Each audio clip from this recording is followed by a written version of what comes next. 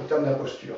L'affaire donc des témoins X, où j'ai moi les procès-verbaux des gendarmes Bill et de Bates. Regina Louf. Oui, Regina Louf. Alors les procès-verbaux originaux de ces gendarmes sont absolument épouvantables. Je les ai mis en ligne. Ils décrivent comment, par exemple, une maman, une jeune fille qui avait été violée et subit une césarienne à la sauvage avec un couteau. On lui arrache le bébé des entrailles pour le jeter au chien. Et on finit par violer cette malheureuse, en même temps la démembrer. C'est l'horreur absolue qui est décrite avec le roi belge, c'était Baudouin je crois déjà à l'époque, comme spectateur guest star, comme VIP présent. Et parmi ces horreurs que je vous décris là, donc qui sembleraient être beaucoup plus formelles et répandues qu'on peut l'imaginer, pas seulement les nuits de pleine lune qui se passeraient dans des châteaux, dans des villas, mais je vous parle de la France, là, en France. Le fameux château Rothschild de Mentmore, je crois, dans lequel a été tourné Eyes Wide Shut de Kubrick. Il y en a partout. Il y en a partout. En France, en Belgique, mais moi pour le moment, j'enquête un peu sur ce qui se passe en France aussi, c'est très intéressant. Eh bien, il faut savoir, pour revenir sur le projet MK Ultra, que ce projet fabrique d'un côté l'élite de demain. Ça, on l'a bien compris. Pour ça, donc, les enfants sont amenés par les prédateurs dans ces soirées pour se faire malaxer le cerveau, avoir une double personnalité, participer aux horreurs, être totalement impliqués dès le plus jeune âge, se faire remettre le poignard du grand maître à l'âge de 5 ans. J'imagine ce que ça fera quand ils en auront une trentaine d'années. Eh bien, ça sous-entend que d'un autre côté, on va amener de la chair fraîche pour ces enfants-là. D'accord? Eh bien, cette chair fraîche, comme on retrouve dans l'affaire des témoignages de l'affaire du trou, des témoins X, vient de viols sous X, de malheureux enfants qui ont donc été enfantés par le viol. On récupère les enfants, quand je dis on, ce sont les réseaux, protégés par l'imposture politico-judiciaire, notamment en France. Les réseaux récupèrent donc ces enfants, ces malheureux enfants, qui sont stockés dans des caves, dans des châteaux, dans des villas, en France.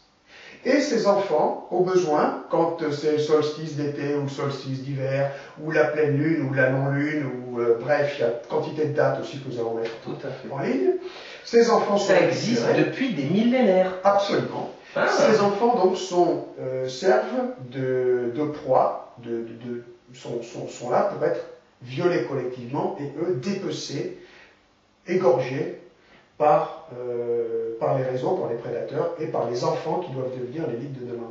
C'est là-dessus dont je voulais parler, ces fameuses caves qui existent bien en France. Pour moi, c'était le summum de l'abomination de ce que j'ai découvert. Dans l'affaire Allègre, au départ, parlait de ce genre de cave comme ça, où on torturait, etc. L'affaire Émile Louis, la cave de Dunant. Ça, je n'étais pas au courant. L'affaire Émile Louis, et derrière Émile Louis, qui était un fournisseur de chair fraîche, tu avais le fameux Dunant, Claude Dunant, qui aujourd'hui est libre, qui avait effectivement reconnu que sa cave servait avec sa compagne, et qui avait une trentaine de notables d'Auxerre, dont des commandants de gendarmerie, des avocats, des juges, tout le gratin, qui défilaient avec cagoule pour torturer les victimes. Ouais. Ça, c'est l'affaire Émile Louis. Dutroux avait une cave, puisque c'était une fausse échelle. Le père de Vincent Tanière avait une cave. Tout à fait. Et tout à fait. Je ne sais pas ce qu'il en a fait, il avait été prévenu, je crois, 3 mois avant qu'il y aurait une perquisition. Ils ont tous des caves, ces fournisseurs. C'est indispensable. D'ailleurs, la cave, c'est quelque chose de très symbolique. Ouais. C'est très symbolique, l'obscurité, le documentaire les charniers d'enfants d'Élise Lucet aussi, il parle de sombres trucs souterrains où il passait pour faire fabriquer le truc. Parce que le malin ne peut pas faire ça au grand jour. Voilà. C'est là où il faut que nous intervenions, c'est pour allumer les projecteurs sur ces horreurs. Exactement. Faire savoir qu'il ne s'agit pas de légendes urbaines, que ça existe bien. Exactement. C'est une stratégie. Oui, je t'en prie, vas-y. Pour finir là-dessus sur les légendes urbaines, tu remarqueras qu'on fait tout pour nous faire mélanger les faits et les théories. Là, il faut être très très vigilant. Moi, par exemple, je ne vais jamais parler de reptiliens ou de je sais quelle espèce soi-disant extraterrestre. J'en ai jamais vu. Par contre, je sais que le satanisme existe. Je ne sais pas, par contre, moi, si Satan existe ou non. Je sais qu'en tout cas, le Exactement, satanisme exactement, existe, que la croyance, elle, est bel et bien alimentée et nourrie, et qu'il en découle des horreurs absolument épouvantables, et que c'est bien cette énergie-là de mal absolu qui contrôle le monde, qui est au sommet de la pyramide de notre imposture sociétale. Exactement, c'est ce que j'arrête pas de leur dire. Ne croyez pas en Satan, mais il y a des gens qui y croient. Voilà. Moi, personnellement, j'ai une petite astuce comment dire, de raisonnement. C'est que si ces gens fabriquent ça, c'est qu'obligatoirement Satan existe. Sinon, ils ne le feraient pas. Ça n'a aucun sens, parce qu'à un moment donné, on ne prend pas autant de risques pour faire dans le vent, tu vois. Mais bon, c'est vraiment pas problématique. C'est même pas important. Moi, ce qui m'importe... Il faudrait arriver à mettre d'accord les croyants et les non-croyants. Voilà. Ce qui m'importe, c'est est-ce que c'est vrai ou c'est pas vrai. C'est comme l'affaire DSK. Est-ce qu'il a violé, oui ou non? On ne le saura jamais. Mais dites-moi si c'est oui ou si c'est non. Ne me parlez pas du casier judiciaire ou de je ne sais quoi. Est-ce qu'il a violé, oui ou non? C'est factuel. C'est factuel. On peut se mettre d'accord là-dessus quand même. Oui. Toi, tu es croyant. Oui. Que je respecte infiniment, avant tout par ton courage. Moi, je suis non-croyant. Et pourtant, nous discutons. La preuve est là. Je suis très content. Je ne savais pas que tu n'étais pas croyant. Et je suis très content de cette situation-là. Ouais. Je suis très content de cette situation-là parce que elle prouve que ça n'a rien à voir avec une quelconque spiritualité. Ce sont des faits vérifiables, reproductibles malheureusement, reproduits malheureusement et reproductibles dans le futur. Et on a des cas en quantité. Et ben, c'est ça il faut parler de ça. Et après, c'est toujours la même chose. Tu sais, j'ai toujours eu ce problème depuis 5 ans. Je parle de trucs. On me dit, ouais, tu abuses, tu es parano, tu es pénible, tu te prends trop la tête. 6 mois après, les médias en parlent. Ah ouais, t'avais raison.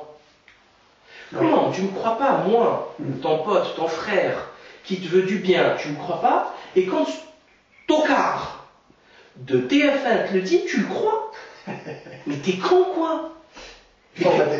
C'est débile. Quand Thierry Messon nous explique qu'il y a eu des faux montages grossiers de la place verte en Libye, pour faire croire qu'une psyop gigantesque, une opération psychologique gigantesque, tout le monde le prend pour un fou.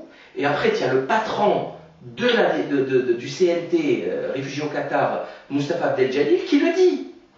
Qui dit que c'est une fausse place verte, studio, hollywoodien. C'est comme les films des cow-boys avec les façades, tu sais. C'est génial. Et il l'a reconnu. Il a reconnu clairement, il a dit que c'est une affaire, c'est une très belle affaire. Ah, c'est génial, c'est génial. C'est mondial, c'est un bon décès, c'est historique, c'est extraordinaire. Donc est-ce qu'il faut attendre? Voilà, je pose la question aux gens. On va se poser une question, on oublie tout ce qu'on a dit. On va revenir à zéro. Est-ce qu'il faut attendre que ces criminels avouent pour les croire? Je crois qu'il sera trop tard. Hein. C'est débile. C'est complètement débile. Si vous attrapez demain le type qui a assassiné votre enfant avec son sang, le couteau, l'arme du crime, le corps dans son jardin, etc. Le type, il n'avoue pas. Il ne veut pas avouer. On s'en fout. Mais il est coupable, il faut qu'il aille en prison, il faut qu'il soit condamné. C'est ça qui compte. C'est d'arrêter ce massacre. On s'en fout qu'il avoue. Du coup, là, on est entouré de gens bizarres qui attendent que la chose soit... qu'on en parle à TF1. Mais TF1, ils s'en foutent de vous. TF1, c'est les premiers dégénérés. Ce qui fait fonctionner l'industrie, cinéma, médias, c'est la cocaïne et la prostitution. Et la partouze généralisée. C'est pas eux qui vont condamner ça, ça leur plaît. Oui. Ça n'a aucun sens. Du système. Et après, comme je te disais tout à l'heure, avant, j'ai remarqué un truc, c'est que les gens, ils laissent faire, ils s'en foutent. Individualisme primaire, abject. Et quand ça leur arrive, parce qu'il y a quand même 1000 enfants qui disparaissent par an en France, 3 par jour. Au moins, pour ce qu'on sait. Pour ce qu'on sait. Sans parler de ceux qui sont enlevés dans les pays africains, nord-africains. Sans parler de ceux qui réapparaissent 3 jours. C'est des milliers. Qu'est-ce qui leur est arrivé pendant 3 jours? Va savoir. Donc ça, c'est pas moi qui le dis, c'est le garde des Sceaux de l'époque, j'ai oublié son nom, qui l'a dit, à l'Assemblée.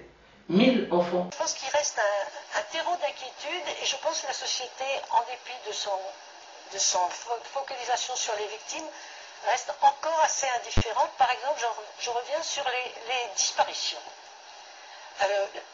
Vous savez que depuis très longtemps, il y avait quand même des gens qui disaient les disparitions, il faut prendre ça au sérieux et qu'il a fallu attendre assez longtemps pour que la création d'un office qui s'appelle l'Office central d'information sur les disparitions permettent d'avoir des chiffres un peu plus crédibles. Moi, j'ai regardé pour mon livre les chiffres pour 2005 et 2006, et on a quand même, je ne parle que des mineurs, hein, ce qui est considéré comme fugue et ce qui est considéré comme disparition inquiétante.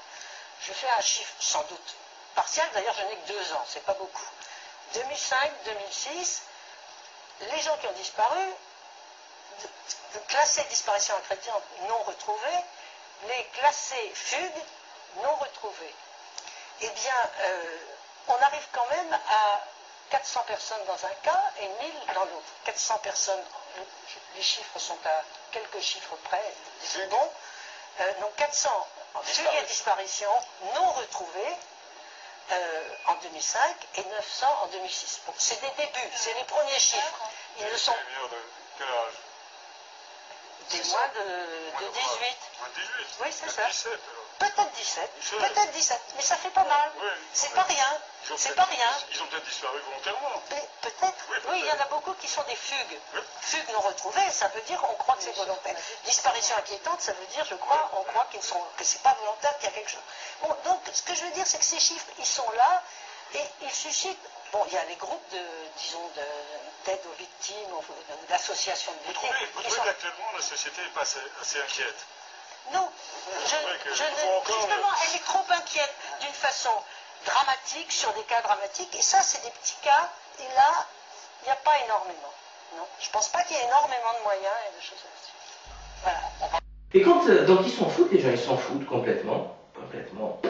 J'ai même une copine qui a été kidnappée, qu'on a retrouvée pour la traite des blanches. 1000 enfants, donc, et après quand ils kidnappent leur enfant, ça pleurniche. Et ça monte des associations, l'ange bleu, l'ange gris, l'ange marron, oui, il faut sauver les enfants, la pédophilie. Mais c'est complètement délirant, c'est-à-dire qu'ils attendent. Ça me rappelle une histoire populaire algéroise qui parle un personnage de sagesse qui s'appelle Djeha. Et à qui on dit, mais c'est certainement une sagesse qui est partagée par tous les peuples, par toutes les civilisations. Djeha, il y a l'incendie dans ton quartier, en ville. Il s'en fout complètement. Dans ton quartier, il s'en fout complètement. Dans ta rue, il s'en fout complètement. Chez ton voisin, il commence à courir, à ramener le seau d'eau. Il se dit, si le truc, je suis en gros, le feu, il va me brûler ma maison. C'est-à-dire qu'il a attendu cet abruti que le feu lui brûle les fesses pour réagir. Oui. Et qu'il n'a eu aucun sentiment de fraternité avec les autres pour aller les aider. Donc, et c'est exactement ça la problématique, c'est qu'on est arrivé à un niveau d'individualisme et de bêtises criminelles. On n'y est pas arrivé par accident, hein. C'est le plan formel de ceux qui dominent l'humanité depuis la